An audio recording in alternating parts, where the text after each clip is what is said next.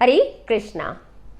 आज हम आप सबके लिए एक अति सुंदर लीला लेकर आए हैं, बहुत मधुर लीला लेकर आए हैं श्री जगन्नाथ जी की, जिसे हेरा पंचमी या फिर श्री लक्ष्मी विजय भी कहा जाता है। तो ये बहुत सुंदर लीला है। लक्ष्मी जी जो है अब जगन्नाथ जी के विरह में जगन्नाथ जी को वापस लेने के लिए जाती हैं। कहाँ? जगन्नाथ जी जब रथ यात्रा अपनी संपन्न करके गुंडीचा मंदिर में चले जाते हैं और काफ़ी दिनों तक नहीं आते हैं, और फिर उनके बीच में जो उनके लक्ष्मी जी के सेवकों के बीच में और जो जगन्नाथ जी के सेवक हैं उनके बीच में बहुत झगड़ा होता है, बहुत कलह होती है और लक्ष्मी जी बड़े क्रुद्ध भाव में वापस लौट आती हैं। तो बहुत सुंदर लीला है। अब यहाँ पे कुछ प्रश्न आते हैं कि भगवान जगन्नाथ हैं वो क्यों अपने भाई और बहन के साथ चुपचाप बिना बताए और वो चले जाते हैं गुंडीचा मंदिर, और फिर लक्ष्मी जी आती भी हैं तो उनसे मिलते भी नहीं, उनको वापस लौटा दिया जाता है और उनके साथ भी नहीं आते, और लक्ष्मी जी क्यों इतनी क्रुद्ध हो जाती हैं। तो इन सभी प्रश्नों के उत्तर हम कैसे देखेंगे? हम श्री चैतन्य चरितामृत के प्रकाश में देखने का प्रयास करेंगे। देखिए, हम लीलाएं जब भक्तों के मुख से सुनते हैं तभी उन भगवान की लीलाओं का जो सही तात्पर्य है, जो सही आशय है, उसे समझ पाते हैं। तो श्री चैतन्य चरितामृत और जो स्वयं चैतन्य श्री भगवान है, चैतन्य महाप्रभु, उनके और उनके पार्षदों के मध्य जो वार्तालाप हुआ इस लीला को लेकर, उससे अच्छा हमें कौन समझा सकता है। तो आइए हम लीला में प्रवेश करते हैं। होता क्या है कि हेरा पंचमी का उत्सव आने वाला होता है, और हेरा पंचमी का उत्सव आने वाला होता है और श्री चैतन्य महाप्रभु जो है वहीं पे जगन्नाथपुरी में निवास कर रहे होते हैं, और जगन्नाथ जी की जो रथ यात्रा होती है उसके बाद वो क्या करते हैं कि वहीं गुंडीचा मंदिर में ही वहाँ आसपास एक बड़ा बगीचा होता है जिसे जगन्नाथ वल्लभ के नाम से जाना जाता है, और श्री चैतन्य महाप्रभु ने 9 दिनों तक वहीं पे विश्राम किया और जगन्नाथ जी की जो दर्शन किए और अपनी लीलाओं को संपादित किया। तो जो राजा प्रताप रुद्र हैं, राजा प्रताप रुद्र पुरी के राजा हैं और भगवान श्री चैतन्य महाप्रभु के बहुत बड़े, बहुत शुद्ध भक्त हैं। तो पुरी के राजा ने कहा काशी मिश्र से कि अभी कल जो है हेरा पंचमी का उत्सव आने वाला है, तो लक्ष्मी विजय का उत्सव आने वाला है, तो इस उत्सव को इस प्रकार से मनाया जाए कि जैसा इससे पूर्व कभी ना मनाया गया हो, क्योंकि वो तो जानते हैं कि स्वयं श्री चैतन्य महाप्रभु, स्वयं भगवान श्री कृष्ण जो साक्षात जगन्नाथ हैं, वो उनके समक्ष उपस्थित हैं, और उन्हें जो है अभी किस तरह से चल जगन्नाथ का, जगन्नाथ जी तो चलते नहीं हैं, और जो चैतन्य महाप्रभु हैं वो तो कहीं भी अभी जा रहे हैं, आ रहे हैं, तो साक्षात जो है भगवान के विग्रह के मूर्तिमान स्वरूप भी उनके साथ जो हैं। तो अब इस तरह से ऐसा उत्सव किया जाए कि वो बड़े प्रसन्न हो, तो इस तरह उनका वार्तालाप होता है। तो बताते हैं श्रील प्रभुपाद कि हेरा पंचमी है क्या। तो हेरा पंचमी का उत्सव जो है वो रथ यात्रा के 5 दिन बाद पड़ता है।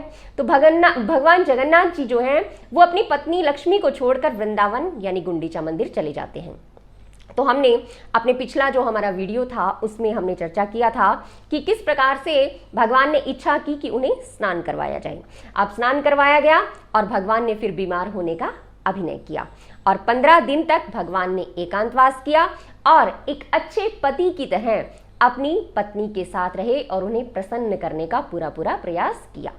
अब 15 दिन हो गए थे और फिर उन्होंने माता लक्ष्मी से कहा कि हे लक्ष्मी देवी, यदि आपकी आज्ञा हो तो अब मैं अपने भक्तों को दर्शन देने के लिए चला जाऊं।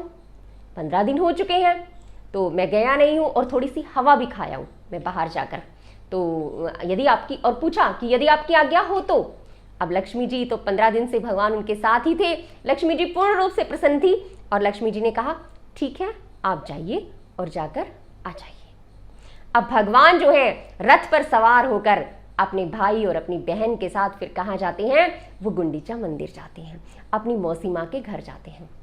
ये भी एक अलग कथा है कि उन्होंने जो राजा की पत्नी थी गुंडीचा, उसे वरदान दिया था कि वह स्वयं उसके पुत्र के रूप में रहेंगे और हमेशा साल में एक बार वो जरूर उनके घर रहने के लिए आएंगे।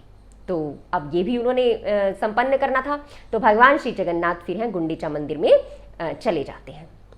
अब भगवान चले तो जाते हैं, लेकिन एक दिन हो गया, 2 दिन, 3 दिन, 4 दिन, 5वां दिन। अब जो लक्ष्मी जी हैं वो बड़ी सोच में हैं कि भगवान एक दिन की कहकर गए थे और भगवान तो अभी तक नहीं आए हैं, तो क्या किया जाए। तो लक्ष्मी जी क्या करती हैं, अपने दल बल के साथ स्वयं निकल पड़ती हैं।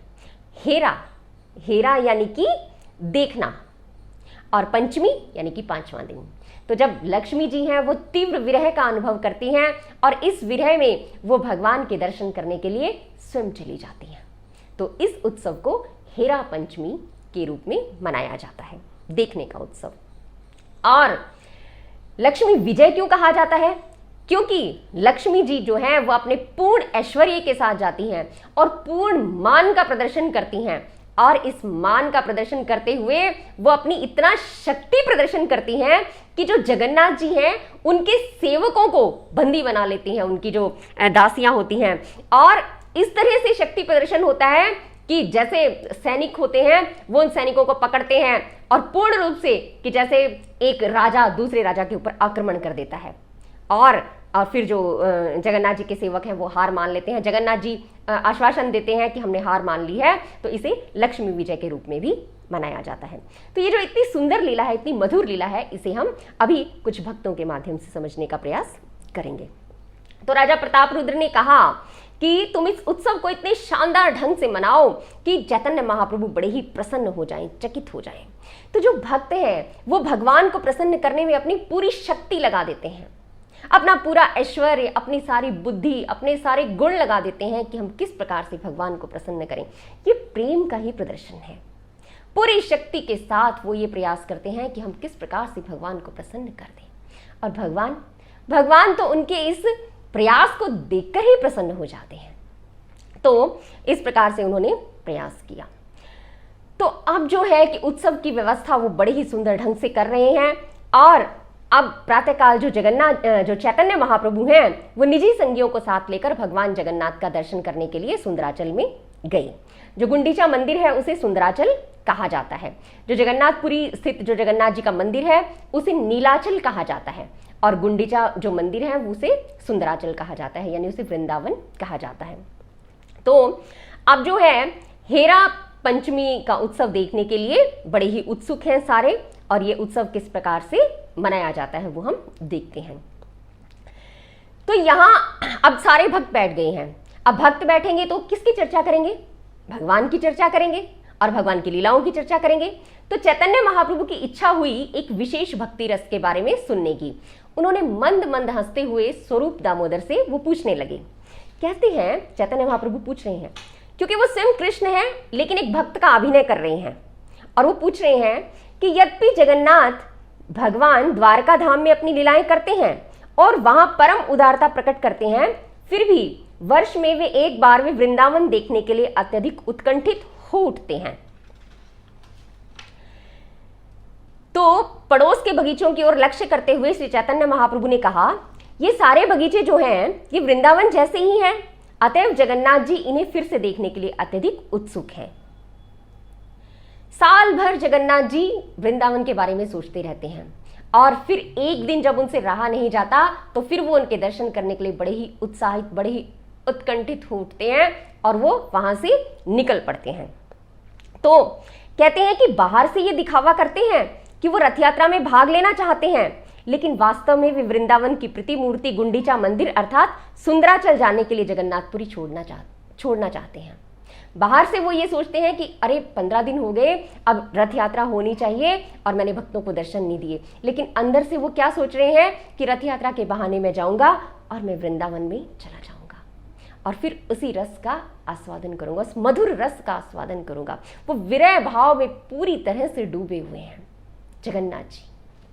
तो भगवान रात दिन फूलों के विभिन्न बगीचों में लीलाओं का आनंद लेते हैं, लेकिन वे अपने साथ लक्ष्मी जी को क्यों नहीं ले जाते? ये कौन पूछ रहे हैं? भगवान चैतन्य महाप्रभु पूछ रहे हैं। तो कहते हैं कि क्यों नहीं लेकर गई लक्ष्मी जी को? तो स्वरूप दामोदर ने उत्तर दिया, हे प्रभु कृपया इसका कारण सुने। लक्ष्मी देवी को वृंदावन की लीलाओं में प्रवेश नहीं कराया जा सकता। क्यों नहीं कराया जा सकता ये हम देखते हैं। कि वृंदावन लीलाओं में एकमात्र सहायिकाएं गोपियां ही हैं, गोपियों के अतिरिक्त अन्य कोई कृष्ण का मन आकृष्ट नहीं कर सकता।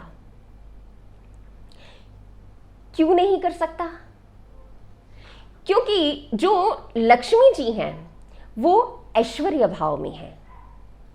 हम देखते हैं कि जब हम किसी बड़े ऑफिसर के पास जाते हैं या कहीं कोई व्यक्ति बड़े पद पर होता है, हम उसके ऑफिस में जाते हैं तो वहाँ बहुत ऐश्वर्य होता है। क्या है कि अटेंडेंट होते हैं, उनके बाहर पियोन होगा, हम डायरेक्ट उनके पास नहीं जा सकते हैं। चाहे हम राजा से मिलने जाएं, चाहे हम किसी ऑफिसर से मिलने जाएं, तो पहले हमें वहाँ इन्फॉर्मेशन देनी होगी, उनसे टाइम लेना होगा और फिर हमें उनके पास जाना होगा और वहाँ भी बड़े सलीके से फिर हमें बैठना होगा और बड़े ही आदर के साथ उनसे बात करनी होगी। अब ये भाव जो होगा वो ऐश्वर्य भाव में होगा। अब प्रेम में क्या होगा? अब प्रेम में यदि हम किसी के घर जा रहे हैं या हमारा कोई फ्रेंड है या किसी की मित्रता का भाव है, किसी के साथ कोई माधुर्य भाव है, कोई किसी के माता पिता हैं या कोई संबंधी है, तो वो चाहे ना भी उसे कोई इन्फॉर्मेशन ना भी दें और वो वैसे ही चले जाएं, तो कोई उनसे क्या कहेगा? क्योंकि प्रेम है, हमें मिलना था और हम आ गए हैं। तो वहां पे कोई किसी तरह की औपचारिकता नहीं होती है और कोई ऐश्वर्य भी नहीं होता। अब ऑफिस में तो ऑफिसर को अच्छे कपड़े भी पहनकर आने हैं, बड़ा अच्छा बन ठन कर बैठना है, और लेकिन अपने घर में तो वो कुर्ता पजामा पहनकर भी बैठ सकता है। तो अभी क्या होगा कि वहां पे कुछ दिखावा नहीं है, किसी भी तरह का कुछ नहीं है। लेकिन लक्ष्मी जी जो है वो सदैव ऐश्वर्य भाव में है। लक्ष्मी जी तो धन धान्य की देवी है और बहुत ऐश्वर्य भाव में है। तो जो वृंदावन है, जो गोपियों का भाव है, वहां पे क्या है? बड़ा ही मधुर रस है, बड़ा प्रेम का भाव है।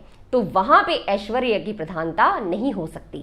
जहां ऐश्वर्य होता है वहां पे प्रेम प्रदर्शित नहीं होता है, और जहां प्रेम होता है तो वहां ऐश्वर्य का कोई मूल्य ही नहीं है। प्रेम के सामने ऐश्वर्य फीका है। तो इस तरह से जो लक्ष्मी जी हैं उनका जो उनकी एंट्री है वो यहां नहीं हो सकती है। कहते हैं कि वृंदावन लीलाओं में एकमात्र सहायिकाएं गोपियां ही हैं, गोपियों के अतिरिक्त अन्य कोई कृष्ण का मन आकृष्ट नहीं कर सकता। तो महाप्रभु ने कहा कि कृष्ण वहां रथ यात्रा के बहाने सुभद्रा तथा बलदेव के साथ जाते हैं। उन बगीचों में गोपियों के साथ की सारी लीलाएं भगवान श्री कृष्ण के अत्यंत गुह्य भाव हैं, उन्हें कोई नहीं जानता। तो अपने भाई और अपनी बहन के साथ जाते हैं। अब जो उनके भाई और बहन हैं वो तो उनके नित्य संगी है। नित्य संगी तो लक्ष्मी जी भी हैं, लेकिन उनका भाव अलग है। तो जो उनके भ्राता हैं और उनकी बहन है वो तो जन्म जो उनके प्राकट्य से लेकर उनकी सारी लीलाओं के बारे में सब कुछ जानते हैं। हम वैसे भी देखें तो देखिए हमारे भाई बहन है ना, वो हमारे गुण अवगुण दोष सब कुछ जानते हैं और सब कुछ छिपा कर भी रखते हैं, लेकिन पत्नी के सामने या पति के सामने हम पूर्ण रूप से उन्हें प्रकट नहीं करते हैं। तो यही भाव है। अब भगवान भी तो यही लीला कर रहे हैं। तो कहते हैं कि चूंकि कृष्ण की लीलाओं में कोई दोष नहीं है, तो फिर भी लक्ष्मी जी क्यों रुष्ट हो जाती हैं? इतना क्रोध उन्हें क्यों आ जाता है? ये पूछते हैं। तो स्वरूप दामोदर ने उत्तर दिया कि प्रेम पीड़ित युवती का स्वभाव है कि वो अपने प्रेमी से उपेक्षित होने पर तुरंत क्रुद्ध हो जाती है। अब देखिए कहकर क्या गए हैं कि एक दिन में वापस आ जाएंगी। अब ना तो भगवान वापस आए और ना भगवान का कोई संदेश आया। अब लक्ष्मी जी हैं वो बैठी बैठी सोच रही हैं कि क्या हुआ, भगवान तो गए हैं और भगवान बड़े मस्त हो गए हैं, अब मैं क्या करूं? बड़ी उपेक्षा का अनुभव कर रही हैं वो। तो अब उन्होंने क्या किया कि वो बड़ी क्रोधित हो जाती हैं और वो इस प्रकार फिर वो बड़े क्रोध का अनुभव करती हैं और फिर इस प्रकार से वो क्या करती हैं कि वो अपने दल बल के साथ वापस चल देती हैं। अब लक्ष्मी जी किस प्रकार से जा रही हैं? लक्ष्मी जी का जो ऐश्वर्य है वो देखने वाला है कि पालकी है, वो पालकी में सवार होकर जाती हैं। पालकी के चारों ओर क्या है? छत्र हैं, चामर और झंडियां लिए हुए हैं और उनके चारों ओर गवैये हैं, नर्तकियां हैं। तो इस प्रकार है दास दासियां हैं और जल के घड़े लेकर, सुगंधित जल के घड़े लेकर जा रहे हैं, चामर ढुलाए जा रहे हैं, पान की पिटारियां लेकर साथ में जाया जा रहा है। तो ऐसी सैकड़ों दासियां हैं जिन्होंने बड़े ही आकर्षक वस्त्र धारण किए हुए हैं और बहुमूल्य हार पहने हुए हैं। ये सब चैतन्य चरितामृत में इसका डिस्क्रिप्शन दिया गया है। और इस तरह से वो जो लक्ष्मी जी जा रही हैं। देखिए, इस संसार में यदि किसी के ऊपर लक्ष्मी जी की कृपा हो जाती है और उसे बहुत सारा धन धान्य है, ऐश्वर्य प्राप्त हो जाता है, तो उसका ही क्या देखने वाला उसका सीन होता है, नज़ारा क्या होता है, और वो किस तरह से चलता है, पूरे ऐश्वर्य के साथ चलता है वो व्यक्ति ना। तो और ये तो साक्षात लक्ष्मी जी हैं जो धन की देवी हैं। तो अब तो इनके ऐश्वर्य की तो कोई सीमा ही नहीं है। तो फिर क्या है, लेकिन लक्ष्मी जी बड़ी क्रुद्ध मुद्रा में हैं, बड़े दल बल के साथ आई हैं, बड़ी क्रोधित हैं, और वो द्वार पर आ पहुंची हैं। और उनके साथ उनके परिवार के अनेक सदस्य थे और वे सभी असाधारण ऐश्वर्य का प्रदर्शन कर रहे थे। तो जब जुलूस आ गया सारा, ये पूरे जलसे के साथ, पूरे अपने ऐश्वर्य के साथ, पूरे लोगों के साथ, तो लक्ष्मी जी की जो दासियां थी ना, उन्होंने जगन्नाथ जी के जो प्रधान सेवक थे उनको बंदी बना लिया। वो उनको बंदी बनाने लगी और दासियों ने जगन्नाथ जी के सेवकों को बांधकर उन्हें हथकड़ियां लगा दी और उन्हें लाकर लक्ष्मी जी के चरण कमलों पर गिरने के लिए बाध्य किया, और वे सभी धन लूटने वाले चोरों की तरह बंदी बना लिए गए। अब सेवकों ने क्या किया, बेचारों ने, उनकी दासियों ने जाकर सबसे पहले सेवकों को पकड़ लिया। सेवकों ने क्या किया, लेकिन होता क्या है कि जब मालिक कुछ करता है तो यदि हम कहीं जाएंगे तो हम जाकर कहाँ बोलेंगे, हम जाकर सबसे पहले उनके द्वार पर बोलेंगे, उनके जो सेवक होंगे उन्हें कहेंगे कि ये क्या किया आपके मालिक ने, ये ठीक नहीं किया। तो सेवकों को बेचारों को सुनना पड़ता है, हर अवस्था में सुनना पड़ता है। अब वो तो महारानी है और राजा ने अगर कुछ कर दिया तो रानी किसे कहेंगी, सबसे पहले सेवकों को कहेंगी कि जाकर आपके भगवान को, जो आपके महाराज हैं, आप उन्हें जाकर बोलो कि उन्होंने ठीक नहीं किया। अब सेवक बेचारे क्या करें, वो ना तो जगन्नाथ जी को कुछ कह सकते हैं और ना ही वो जगन्नाथ जी की जो रानी है लक्ष्मी जी, उनको कुछ कह सकते हैं। तो वो बेचारे चुपचाप हैं, और जब उनकी सेविकाओं ने बंदी बना लिया तो वो चुपचाप फिर आकर जो है लक्ष्मी जी के पास आ जाते हैं। कैसे कहते कि सभी धन लूटने वाले चोरों की तरह बंदी बना लिए गए। बिल्कुल ठीक है। अब जो लक्ष्मी जी का धन क्या है, लक्ष्मी जी का धन ये सोना चांदी हीरे मोती माणिक के ये थोड़े ना है। लक्ष्मी जी का धन तो भगवान जगन्नाथ जी हैं। अब जगन्नाथ जी यहाँ आ गए, लक्ष्मी जी की सेविकाएं कह रही हैं कि तुम जो जगन्नाथ जी हैं उन्हें लेकर क्यों आ गए यहाँ, और हमारी जो रानी है वो बड़ी उदास है और आप उनका धन जो है वो हर कर ले आए। अब लेकिन अब सेवक क्या करें, भगवान की इच्छा थी तो सेवकों को आना ही था। तो फिर उनकी सखियां जो हैं उनके जगन्नाथ जी के सारे प्रधान सेवकों को बंदी बना लेती हैं और जबरन जो है लक्ष्मी जी के चरण कमलों पर नतमस्तक कराती हैं। इतना तक होता है कि जब नौकर जो हैं वो लक्ष्मी जी के चरण कमलों पर गिरे तो वो लगभग अचेत हो गए, बेहोश हो जाते हैं बेचारे डर के मारे।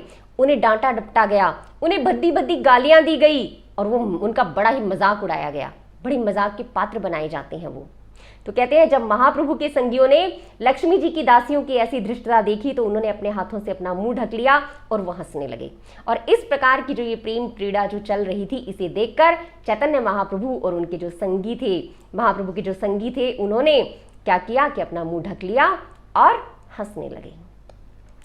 अभी जो स्वरूप दामोदर हैं वो पूछ रहे हैं, हमारा भी ये जिज्ञासा हो सकती है कि तीनों लोकों में इस तरह का अहंकार कहीं नहीं है। कम से कम हमने ना तो ऐसा देखा है, स्वरूप दामोदर कहते हैं कि मैंने ना ऐसा देखा है ना ही सुना है कि ऐसा क्या है कि ऐसी स्त्री कि जो अपने पति के पास जाए और जाकर उन्हें इस तरह से उनके सेवकों को बंदी बना ले, उसे इतना क्रोध आ रहा है। तो कहते हैं कि बताते हैं कि जब कोई स्त्री उपेक्षित और निराश हो जाती है तो अहंकार, ये प्रेम पूर्ण अहंकार है, इसे मान कहते हैं। तो मानवश वो अपने आभूषण उतारकर खिन्न होकर फर्श पर बैठ जाती है और अपने नाखूनों से फर्श पर रेखाएं खींचती रहती हैं। तो इस प्रकार फिर वो बहुत चर्चाएं करते हैं। जो वृंदावन की गोपियां हैं उनके मान की चर्चा करते हैं। तो यहाँ एक बार वो ये भी कहते हैं कि जो भगवान श्री कृष्ण की सबसे गर्वीली महारानी है वो सत्यभामा है, इस प्रकार का। तो कहते वो सत्यभामा सबसे गर्वीली है, लेकिन जो ये लक्ष्मी जी जिस मान को प्रदर्शित कर रही है ना यहाँ पे, ये जो ऐश्वर्य है वो तो ऐसा ऐश्वर्य है कि वो अपने पति पर आक्रमण करने के लिए अपने सैनिकों को भी साथ ले गई। तो ऐसा मान तो कभी ना देखा है और ना ही सुना है। और फिर वहाँ बैठकर उन्होंने चर्चा करते हैं, विभिन्न स्त्रियों के मान की चर्चा वहाँ पर होती है, विभिन्न नायिकाओं के अलग अलग किस प्रकार वो मान करते हैं, तो उसकी चर्चा की जाती है। तो अभी हम ये चर्चा नहीं करेंगे, हम आगे इस लीला का वर्णन करेंगे। तो अब जो है लक्ष्मी जी के सेवक जो हैं वो वहाँ उनको लक्ष्मी जी की जो सेविकाएं हैं वो जगन्नाथ जी के सेवकों को पकड़कर बंदी बना लेती हैं और लक्ष्मी जी के समक्ष ले आती हैं। तो लक्ष्मी जी को बड़ा आश्चर्य होता है, कहते हैं कि जगन्नाथ जी इतना ऐश्वर्य छोड़कर वृंदावन क्यों गए, और ये जो ऐश्वर्य का प्रदर्शन जो लक्ष्मी जी करती हैं ये उन्हें यही दिखाने के लिए करती हैं कि देखिए देखिए हमारा कितना ऐश्वर्य है और वृंदावन में क्या है। आज भी जब हम वृंदावन जाएंगे ना तो साधारण दृष्टि से देखने पर हमें वृंदावन एक गांव के जैसा लगेगा।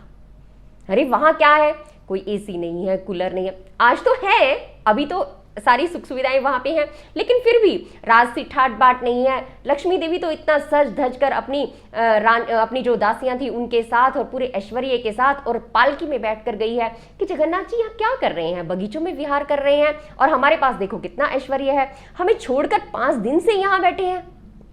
तो अब वो कहते हैं, भगवान जगन्नाथ जी के सेवकों को कहते हैं लक्ष्मी जी की सेविकाएं कि तुम्हारे स्वामी भगवान जगन्नाथ ने लक्ष्मी जी के महान ऐश्वर्य का त्याग क्यों किया। कुछ पत्तियों, फूलों और फलों के लिए वे श्रीमती राधा रानी का फूलों का बगीचा देखने क्यों गए, कि क्या मिल रहा है उनको ऐसा कि वो सारा ऐश्वर्य त्याग कर यहां आ गए। तो कहते हैं कि तुम्हारे स्वामी तो हर बात में अत्यंत पटु हैं, लेकिन तो भी वे ऐसे कार्य क्यों करते हैं। तुम लोग अपने स्वामी को लक्ष्मी जी के समक्ष लेकर आओ। तो वो सेविकाएं कहती हैं कि वो तो हर चीज में एक्सपर्ट है, भगवान ही एक्सपर्ट है, हम सब में दोष है लेकिन भगवान के किसी कार्य में दोष नहीं है। तो वो जो सेविकाएं हैं इस बात को जानती हैं, तो वो कहती हैं कि तुम्हारे स्वामी जो है वो तो एक्सपर्ट हैं, लेकिन फिर भी उन्होंने इन्हें क्रोधित करने का प्रयास क्यों किया। जाओ और अपने स्वामी को कहो कि वो हमारी रानी के समक्ष आ जाएं। तो इस तरह से लक्ष्मी जी की सारी दासियां जगन्नाथ जी के सभी दासों को बंदी बनाकर कटी वस्त्रों से बांधकर लक्ष्मी जी के समक्ष ले आई। तो अब जब दासों को ले आई हैं तो लक्ष्मी जी के चरण कमलों के समक्ष लाए गए, तो उनको दंड दिया गया और उन्हें प्रणाम करने के लिए बाध्य किया गया। अब प्रणाम करने के लिए कह रहे हैं। अब देखिए इसके बाद क्या होता है, इसके बाद इतने पर भी उनका मन नहीं भरता है, मन नहीं भरता है इतने पर भी। तो वो क्या करते हैं, रथ पर भी अपना क्रोध उतारते हैं। अभी पहले किस पर क्रोध उतारा गया, उनके सेवकों पर, अब क्रोध उतार रहे हैं रथ पर कि देखो इस रथ का भी दोष है, इसी रथ में चढ़कर जगन्नाथ जी आए हैं ना, अगर ये रथ ना होता तो भगवान कैसे आते। तो वो उस रथ को भी डंडों से मारने लगती हैं और उस रथ के जो पहिए होते हैं उनको तोड़ दिया जाता है, मतलब थोड़ा उसका हिस्सा जो है क्षतिग्रस्त कर दिया जाता है। तो कहते उन्होंने सारी दासियां रथ पर लाठियों से प्रहार करने लगी और उन्होंने भगवान जगन्नाथ के दासों के साथ लगभग चोरों जैसा बर्ताव किया। क्यों किया चोरों जैसा बर्ताव, क्योंकि उन्होंने तो जगन्नाथ जी को चुरा लिया और छुपाकर यहां पर सुंदराचल में रख दिया, बैठा दिया जगन्नाथ जी को, और अब लक्ष्मी जी के पास तो जगन्नाथ जी है नहीं। तो अंत में फिर क्या होता है कि भगवान जगन्नाथ के जो सारे दास होते हैं वो हाथ जोड़कर लक्ष्मी जी से उन्होंने विनती की और उन्होंने विश्वास दिलाया कि अगले दिन जगन्नाथ जी को उनके समक्ष लाकर उपस्थित कर दिया जाएगा कि महारानी हमें क्षमा कीजिए, हम आपके पति को आपके समक्ष पेश कर देंगे। तो इस प्रकार से लक्ष्मी जी मिलते जगन्नाथ जी अभी भी नहीं है, तो अभी गए नहीं है जगन्नाथ जी, और लेकिन एक आश्वासन उन्हें दे दिया गया है कि कल हम जगन्नाथ जी को आपके समक्ष उपस्थित कर देंगे। तो इस प्रकार जो है लक्ष्मी जी थोड़ी शांत हो जाती हैं और फिर वो अपने घर आ जाती हैं। अभी शांत वो कितनी हुई हैं ये बाद में एक बहुत सुंदर एक लीला है, तो उसका वो भी हम उसकी चर्चा करेंगे कि किस प्रकार से दोनों के बीच में प्रेम कलह होती है। जब जगन्नाथ जी आते हैं तो किस प्रकार की प्रेम कलह होती है, बहुत सुंदर लीला है। अब लक्ष्मी जी इतनी क्रोध में है अभी भी कि थोड़ी शांत तो हो गई हैं, लेकिन वो जिस रास्ते से गई थी उस रास्ते से वापस नहीं आती है, एक गुप्त रास्ते से वापस आती हैं और फिर वो जो है जगन्नाथ मंदिर में वापस आ जाती हैं।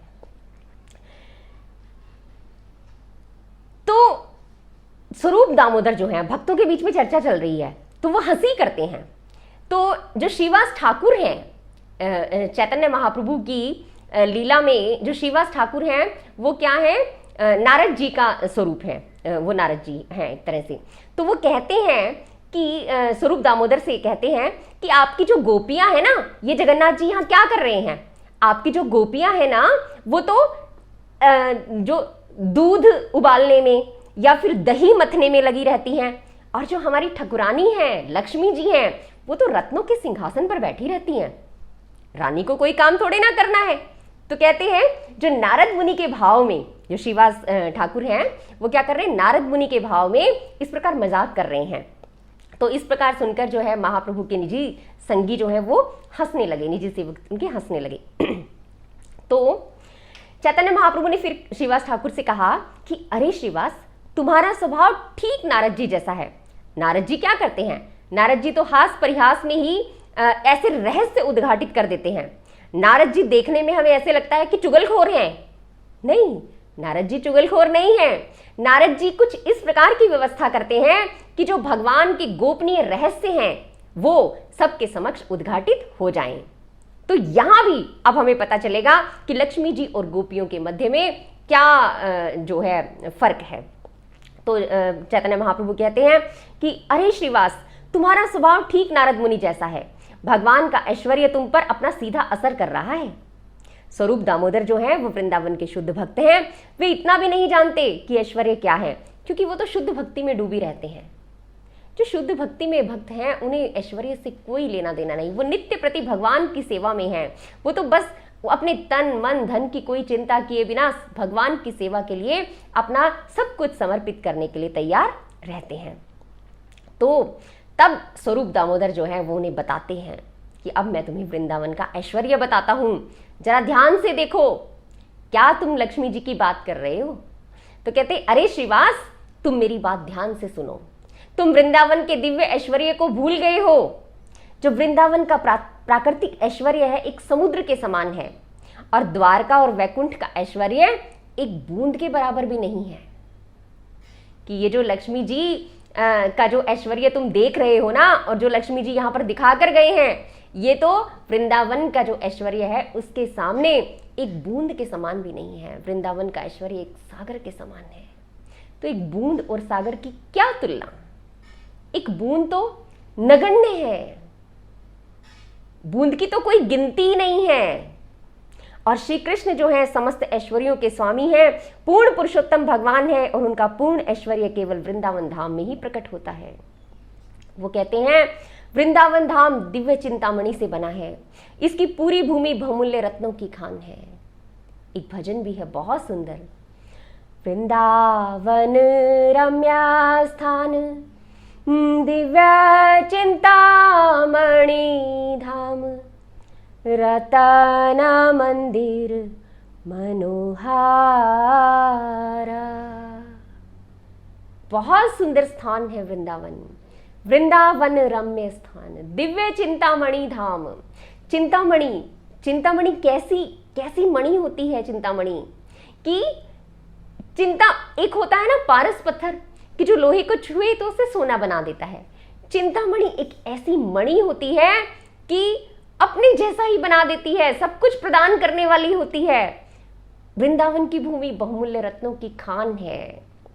और उस चिंतामणि का प्रयोग कैसे किया जाता है, जो वृंदावन की दासियां हैं ना, उनके चरण कमलों को अलंकृत करने के लिए उस चिंतामणि का प्रयोग किया जाता है।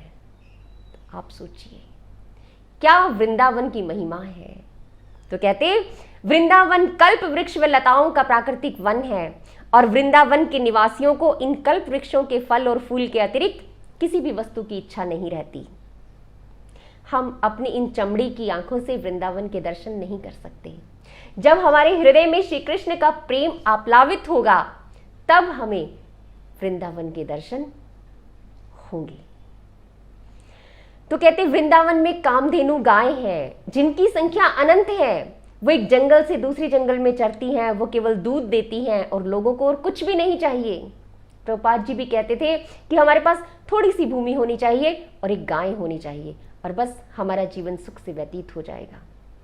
तो कहते वृंदावन के जो लोग हैं उनकी वाणी जो है वो सहज संगीत जैसी लगती है। जब वो बात करते हैं तो ऐसे लगता है कि किसी वाद्य यंत्र के मधुर तार छनकृत हो गए हो, और उनकी जो सहज चाल है वो नृत्य के समान लगती है। जब वो बालिकाएं, वो गोपिकाएं जब वो चलती हैं तो ऐसे लगता है कि कोई नृत्य कर रहा हो। वृंदावन का जो जल है वो अमृत के समान है, और वहां ब्रह्म ज्योति का जो तेज है वो दिव्य आनंद से परिपूर्ण है और साक्षात दृष्टिगोचर होता है। वहां की जो गोपियां हैं वो बहुत सुंदर हैं, वो साक्षात लक्ष्मियों के समान हैं और वैकुंठ में रहने वाली लक्ष्मी को भी मात देती हैं। वृंदावन में भगवान श्री कृष्ण अपनी प्रिय संगिनी वंशी को सदैव बजाते रहते हैं। ऐसा होता है ना, कैसे जब कोई बात कहनी होती है कहते क्या कर रहे हो, अब तो हम सब काम खत्म हो गए, अब हम चैन की वंशी बजाएंगे। तो वृंदावन में इस तरह का माहौल होता है। अब द्वारिका में क्या है, द्वारिका में तो भगवान को 100 टेंशन हैं कि कभी कोई किसी असुर ने आक्रमण कर दिया है, या फिर अभी कहीं जो किसी तरह के कोय असुर आ गया है, अभी उसको या किसी राजा के पास जाना है, या कहीं युद्ध की तैयारी करनी है, या इतनी तरह की रानियां हैं, राजकार्य का भार जो है वो देखना है।